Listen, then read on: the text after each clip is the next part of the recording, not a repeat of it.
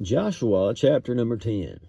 Now it came to pass when Adonizedek, king of Jerusalem, had heard how Joshua had taken Ai and utterly destroyed it, as he had done to Jericho and her king, so he had done to Ai and her king, and how the inhabitants of Gibeon had made peace with Israel and were among them, that they feared greatly, because Gibeon was a great city, as one of the royal cities, and because it was greater than Ai, and all the men thereof were mighty. Wherefore Adonizedek, king of Jerusalem, sent unto Hoham, king of Hebron, and unto Piram, king of Jarmuth, and unto Jaaphiah, king of Lachish, and unto Debir, king of Eglon, saying, Come up unto me, and help me, that we may smite Gibeon, for it has made peace with Joshua and the children of Israel. Therefore the 5 kings of the Amorites, the king of Jerusalem, the king of Hebron, the king of Jarmuth, the king of Lachish, the king of Eglon, gathered themselves together and went up, they and all their host, and encamped before Gibeon, and made war against it. And the men of Gibeon sent unto Joshua to the camp of Gilgal, saying, Slack not your hand from your servants. Come up to us quickly, and save us, and help us. For all the kings of the Amorites that dwell in the mountains are gathered together against us. So Joshua ascended from Gilgal, he and all the people of war with him, and all the mighty men of valor. And the Lord said unto Joshua, Fear them not, for I have delivered them into your hand. There shall not a man of them stand before you. Joshua therefore came unto them suddenly, and went up from Gilgal all night. And the Lord discomfited them before Israel, and slew them with a great slaughter at Gibeon, and chased them along the way that goeth up to Beth-horon, and smote them at Azekah and unto Makkedah. And it came to pass, as they fled from before Israel, and were in the going down to Beth-horon, that the Lord cast down great stones from heaven upon them unto Azekah, and they died. They were more which died with the hailstones than they whom the children of Israel slew with the sword. Then spake Joshua to the Lord in the day when the Lord delivered up the Amorites before the children of Israel.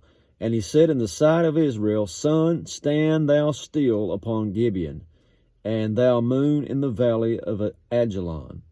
And the sun stood still, and the moon stayed, until the people had avenged themselves upon their enemies. Is this not written in the book of Jasher? There's one of those weird books you just come across out of the blue, that you don't actually see in the Bible, but it's mentioned in the book of Jasher. There's several like that, actually. So the sun stood still in the midst of heaven, pretty cool, and hasted not to go down about a whole day.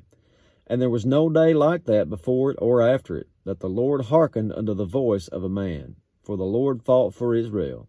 And Joshua returned, and all Israel with him, unto the camp to Gilgal. But the 5 kings fled and hid themselves in a cave at Makkedah, I guess I said before.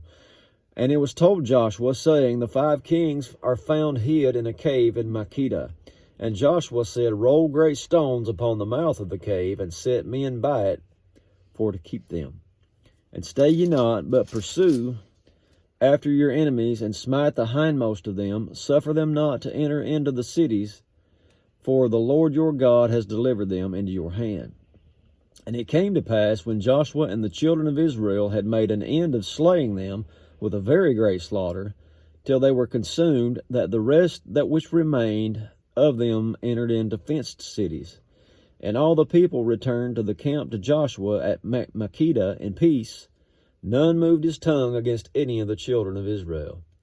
Then said Joshua, Open the mouth of the cave, and bring out those 5 kings unto me out of the cave. And they did so, and brought forth those 5 kings unto him out of the cave, the king of Jerusalem, of Hebron, of Jarmuth, of Lachish, and the king of Eglon. And it came to pass, when they brought out those kings unto Joshua, that Joshua called for all the men of Israel, and said unto the captains of the men of war which went with him, Come near, put your feet upon the necks of these kings.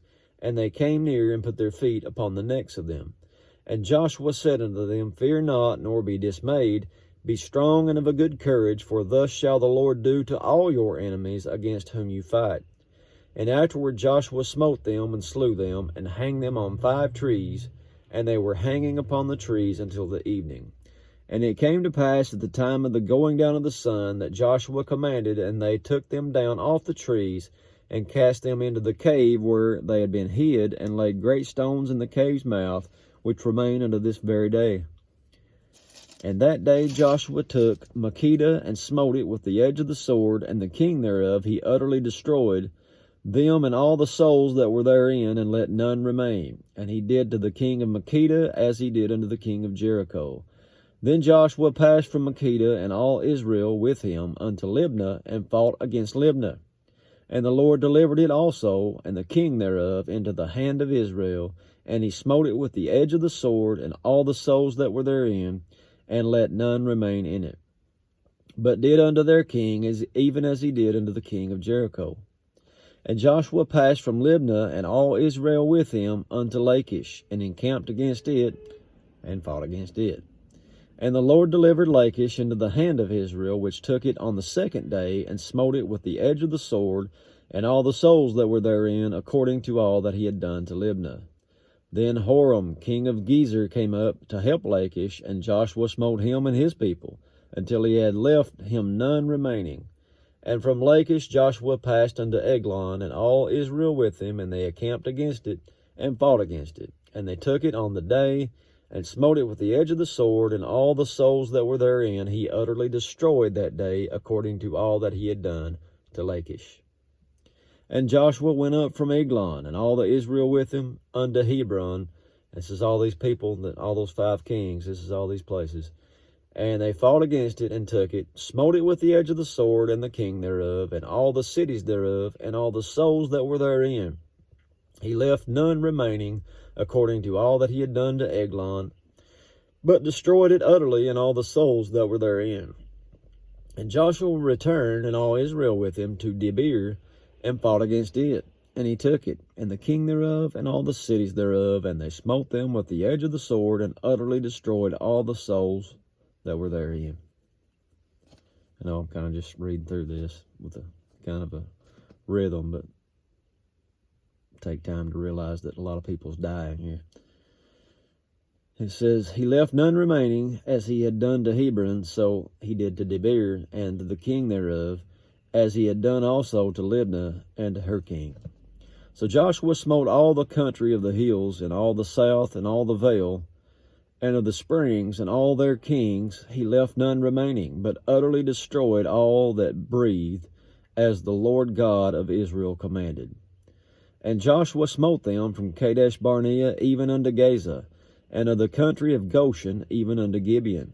And all these kings and their land did Joshua take at one time, before the Lord God of Israel fought for Israel. And Joshua returned, and all Israel with him, unto the camp to Gilgal. That's it for chapter 10. A lot of death in that chapter. But this goes back to when God first talked with Abraham, if you'll remember. When he was promising a land for his people, he said it's going to take a while, because the inhabitants of that land, these people were reading about, their iniquity hadn't yet come full. But when it came full, here's what happens. And you see in the book of Leviticus, all those things that he told them not to do, that's the things these people were doing, all those abominations, that the land spits them out. That's just the way it works. Anyway, that's it for that one. God willing, we'll see you in the morning.